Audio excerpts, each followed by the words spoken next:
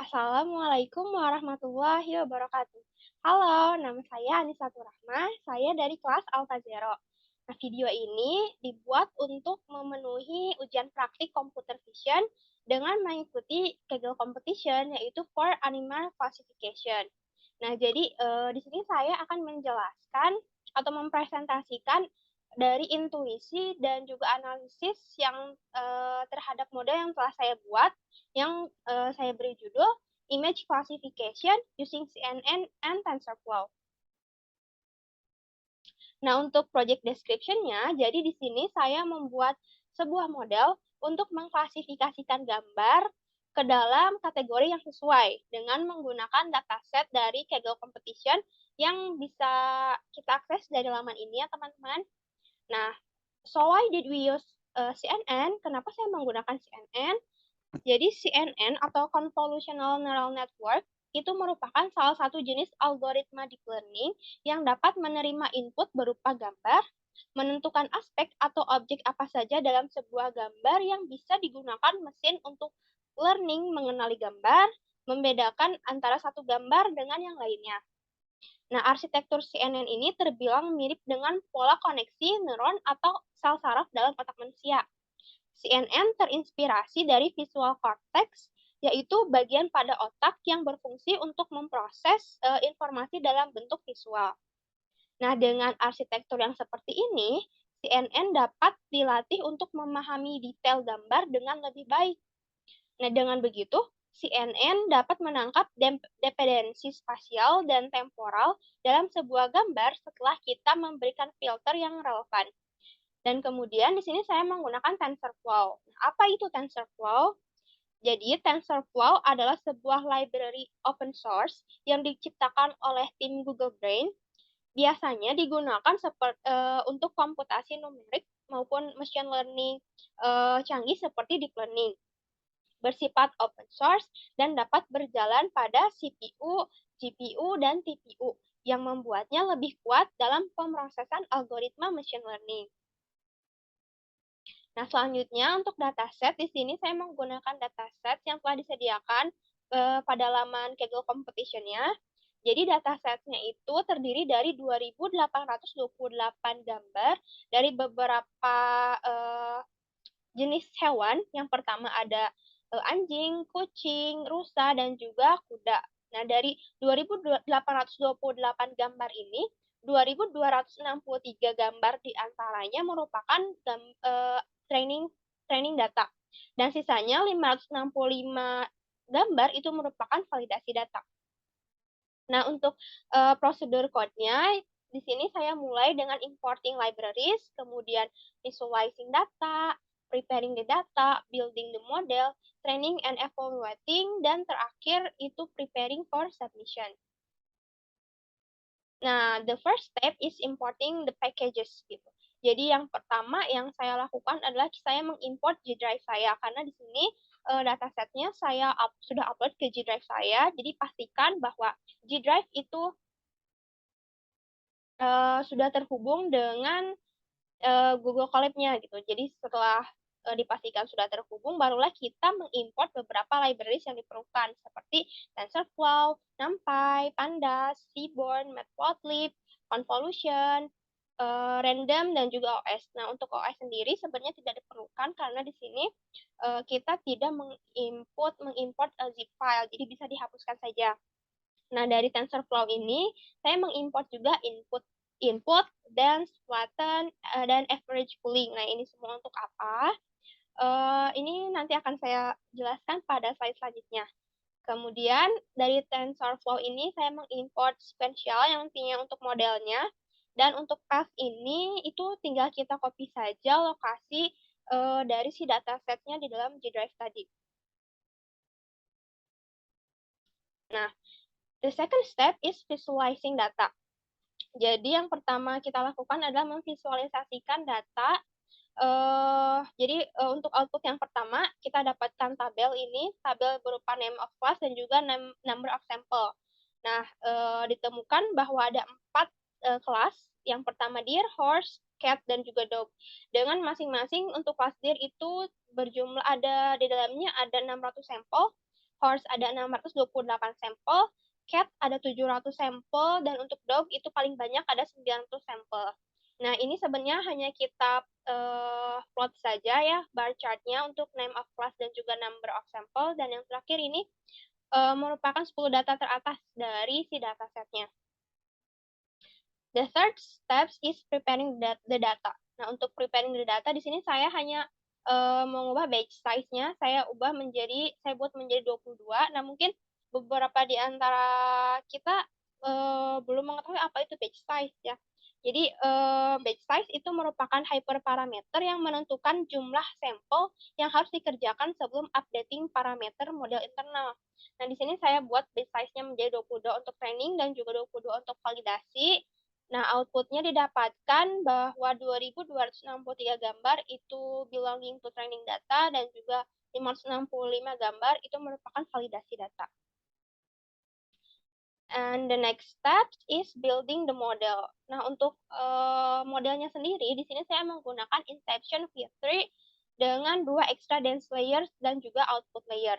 Nah, yang pertama ini model equal sequential, dan juga kita menambahkan mobile net, dan kemudian kita tambahkan pooling layers. Nah, pooling layers ini nantinya akan berfungsi untuk mengurangi jumlah parameter ketika input terlalu besar. Nah, jadi ada 3 jenis pooling layer itu yang dapat kita gunakan. Yang pertama itu max pooling, average pooling, dan sum pooling. Nah, di sini saya menggunakan average pooling untuk model ini. Kemudian kita menambahkan flatten layers. Nah, flatten ini nantinya akan berfungsi untuk meratakan tensor input multidimensi menjadi satu dimensi, sehingga kita dapat memodelkan lapisan input dan membangun model neural network, lalu meneruskan data tersebut ke setiap neuron model secara efektif. Nah, selanjutnya kita menambahkan dense layer. Nah, dense layer atau disebut juga dengan fully connected layers, ini adalah lapisan yang digunakan pada tahap akhir neural network. Lapisan ini membantu dalam mengubah dimensi keluaran dari lapisan sebelumnya, sehingga model itu dapat dengan mudah menentukan hubungan antara nilai-nilai data di mana model bekerja. Bentuk keluaran dari lapisan dense layer ini akan dipengaruhi oleh jumlah neuron atau unit yang ditentukan pada lapisan ini. Nah, untuk di sini saya menggunakan bentuk inputnya, input shape-nya itu 224, 224, dan juga 3. Nah, untuk jumlah unitnya itu untuk dense pertama 1024 dan juga dense yang kedua itu 512. Nah, nanti outputnya juga akan sama gitu, 1024 dan juga 512. Nah, jadi semua lapisan ini akan memiliki batch size sebagai dimensi pertama dan bentuk outputnya itu akan diwakili oleh non 1024 dan juga non 512.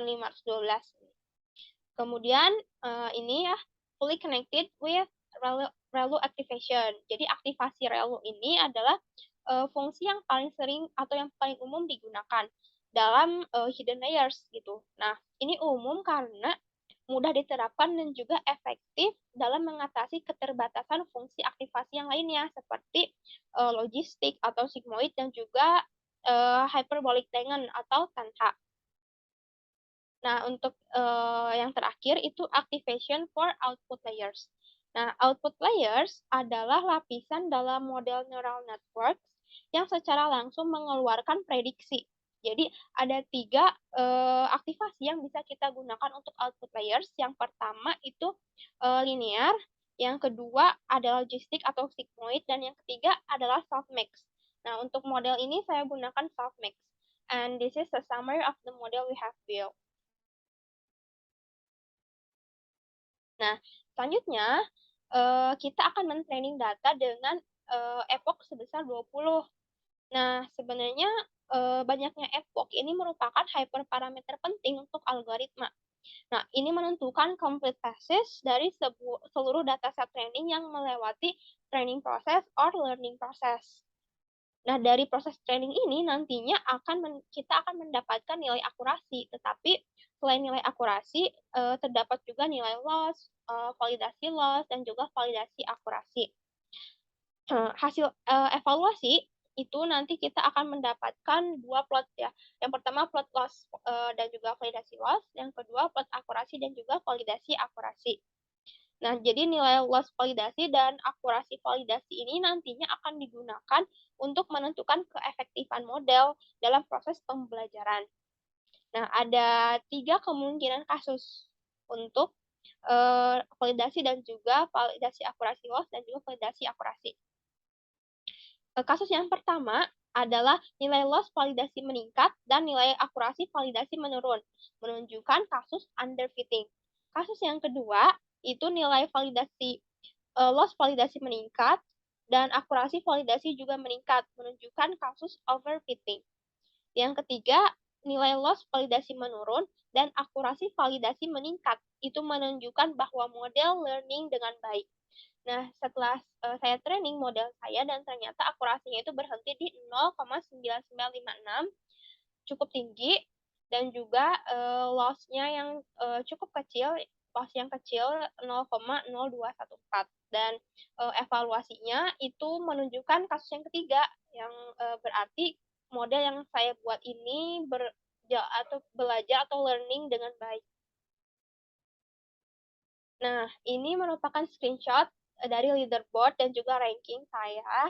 Jadi setelah saya submit prediction, dari model dan intuisi yang telah saya buat tadi, saya submit, ternyata saya, meraih posisi ke-26 dengan skor 0,96707. Nah, sebenarnya dari posisi ke-21 sampai ke-26 ini kita, berada di range skor yang sama, 0,96707 gitu. Tetapi ya karena, saya submit-nya itu terakhir, jadi saya menempati posisi terakhir di range 0,96707.